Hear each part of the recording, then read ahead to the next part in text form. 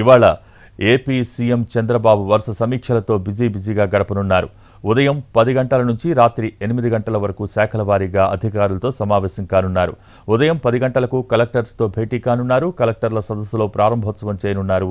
CCLA Jayalakshmi, CS Neerabh Kumar Prasad. కలెక్టర్లను ఉద్దేశించి CM, deputy CM Pawan Kalyan, revenue శాఖ మంత్రి మాట్లాడనున్నారు. ఆ తర్వాత ప్రాధాన్యతను బట్టి ముందుగా వ్యవసాయం, వాటి అనుబంధ రంగాలు, ఆక్వా, అటవీ శాఖలపై సమీక్ష జరపనున్నారు. అనంతరం గనులు, నీటి వనరులు, పరిశ్రమలు, రవాణా, విద్యుత్, పెట్టుబడులు, మౌలిక సదుపాయాల కల్పనపై చర్చించనున్నారు. ఇక ఆ తర్వాత గనులు, నీటి వనరులు, పరిశ్రమలు, రవాణా, విద్యుత్, పెట్టుబడులు, మౌలిక సదుపాయాల కల్పనపై సమీక్ష జరపనున్నారు. లంచ్ తర్వాత పాఠశాల, ఉన్నత విద్య, నైపుణ్యాభివృద్ధి, సంక్షేమ శాఖలు, పౌర సరఫరాల శాఖ, వైద్య ఆరోగ్య, పురపాలక శాఖలపై చర్చించనున్నారు.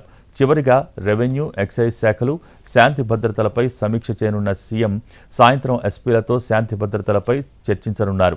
ఈ సమావేశానికి మంత్రులు, కలెక్టర్లు, హెచ్ఓడీలు మినహా ఎవరికీ అనుమతి లేదని స్పష్టం చేశారు.